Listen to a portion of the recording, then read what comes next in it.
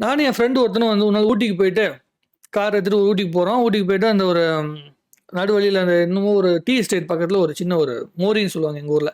அந்த சைடில் உட்கார மாதிரி இருக்கும்ல ரோடு பக்கத்தில். அங்கே உட்காந்து ஒரு நாள் பேசிகிட்டு இருக்கிறோம் லைஃப்பை பற்றி. அப்போ வந்து ரொம்ப மோசமான நிலைமை, ஃபினான்ஷியலாக ரொம்ப கஷ்டமாக இருந்துச்சு. கையில் ஒரு 4000 5000 தான் காசு இருக்குது. பெட்ரோல் போட்டுட்டு போயிடலான்னு சொல்லி கிளம்பிட்டோம். கிளம்பிட்டு அங்கே போயிட்டு சாப்பிட்றதுக்கே கையில் காசு இல்லை. ஒரு நாளைக்கு ஒரு வேளை தான் சாப்பிடணும் அப்படின்னு முடிவு பண்ணிட்டு போயிட்டோம். டீ குடிச்சிக்கிட்டு அப்படியே வண்டி ஓட்டிட்டு போகிறோம்.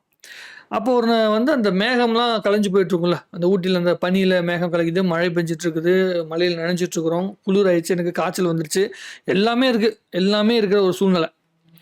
அப்போ உட்காந்து யோசிக்கும் போது லைஃப்பில் தோணுச்சு, நம்ம வெயிலில் சென்னையில் காஞ்சிட்டு இருக்கும்போது நம்ம நிலமை அதே மாதிரி தான் இருக்குது, குளிரில் போயிட்டு வந்து நடிக்கிட்டு இருக்கும்போது நம்ம நிலமை அப்படி தான் இருக்குது. சரி லைஃப் இப்படியே போயிருமாடா அப்படின்னு சொல்லி வந்து நானும் கேட்டுருக்கேன். அவனும் சொல்கிறான், லைஃப் இப்படியே போயிருமாங்கிறது தெரில மச்சி. ஆனால் ஒரு விஷயந்தான், ஏதோ ஒரு மனசுக்கு நமக்கு நெருக்கமான ஒரு விஷயம் வந்து நம்மளை தள்ளி கொண்டு போயிட்டே இருக்கு. நாங்கள் வந்து மீடியாவில் உள்ளே போகணும், சினிமாவில் உள்ளே போகணும்னு சொல்லி முடிவு பண்ணி ஒரு 5 வருஷம் கழிச்சு நடக்கிற விஷயம் அது. அப்போ யோசிக்கிறோம், என்னன்னா ஏதாவது ஒரு விதத்தில் வந்து இந்த சினிமா விட்டுட்டு போயிடலாம், இல்லை மீடியா தொழிலை விட்டு வெளியே போயிடலாம் அப்படின்னு சில நேரம் வந்து நமக்கு தோணும் அப்படின்னு யோசிச்சு பார்க்குறோம். நிறைய கஷ்டங்கள் வந்துச்சுங்க. ஒரு 3 நாளாக சாப்பிடாமலாம் ஒரு டைம் இருந்தேன்.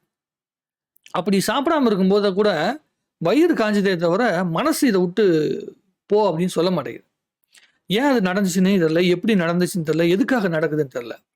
அப்போதான் சில மோட்டிவேஷன் ஸ்பீச்லாம் சொல்லுவாங்கல்ல, ஒரு கோட்ஸ்லாம் சொல்லுவாங்கல்ல, அவங்க சொல்லுவாங்கல்ல, உனக்கு ஒரு விஷயம் பிடிச்சிருச்சுன்னா, உன் மனசுக்கு அது நெருங்கிருச்சுன்னா, அதை வந்து எதனாலையும் உடைக்க முடியாது, எவனாலையும் உடைக்க முடியாதுன்னு சொல்லுவாங்களா, அந்த மாதிரி அந்த யாருனாலையும் உடைக்க முடியல. எத்தனையோ பேர் வந்து நம்மகிட்ட வந்து சொல்லுவாங்க, இதெல்லாம் ஒன்றுமே நடக்காது, இப்படிலாம் நடக்காது, இதெல்லாம் உன்னால செய்ய முடியாது, உனக்குலாம் யார் வந்து ஹெல்ப் பண்ண போறாங்க. நடக்குது நடக்கலைங்கிறது அடுத்த பக்கம், முடியுது முடியலைங்கிறது அடுத்த பக்கம். ஆனால் அதை நோக்கி நகரவே கூடாதுன்னு சொல்றது ரொம்ப தப்பு இல்லை. ரொம்ப ஸ்ட்ரகிள் பண்ணேன். நிறைய பேர் வந்து என்னால் காயப்பட்டாங்க, பல பேர்னால நானும் காயப்பட்டேன் மனசளவில். பட் ஆனால் காயங்கள் எல்லாமே வந்து பார்த்தீங்கன்னா அந்த ஒரு லட்சியத்தை நோக்கி ஓடும்போது பெரிய கஷ்டத்தை வந்து கொடுக்கல. பசியில் வந்து வயிறு தாங்க வலிக்கும். ஆனால் இந்த லட்சிய பசின்னு ஒன்று இருக்குல்ல, அது இல்லைன்னு வைங்க, அது மனசில் இல்லைன்னு வச்சுங்க, வாழ்க்கையே வலிக்கும். வாழ்க்கை வலிக்கும் போது அதுக்கு ஆறுதல் சொல்ல ஆளே இல்லாமல் போயிடுவாங்க.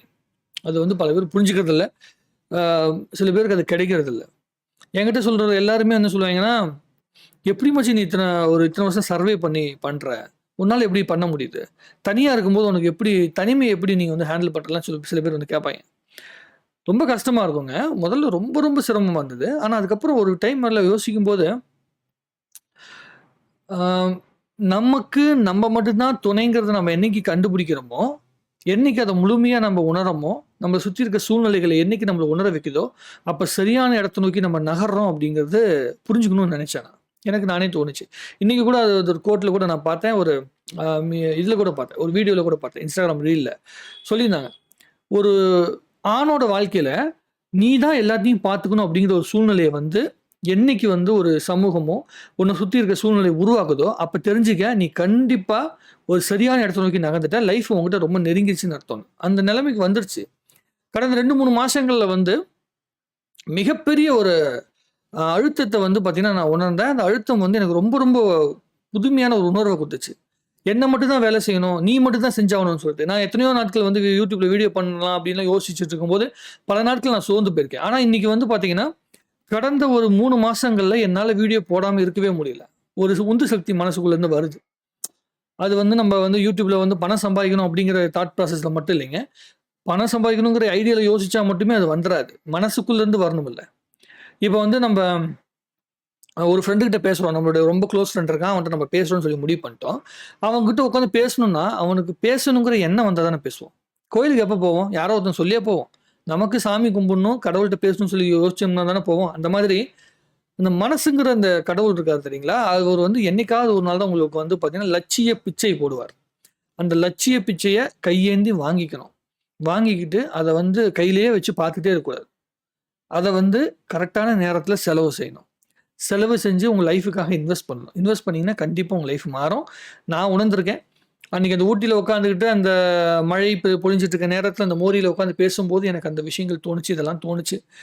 அதை வந்து இப்போ நான் யோசித்து பார்க்குறேன். இப்போ இன்றைக்கி நடந்த விஷயத்தோடு வச்சு யோசித்து பார்க்கும்போது பல வருஷங்கள, பல கஷ்டங்கள கடந்து வந்திருக்கோம் அப்படிங்கிறது உணர முடியுது.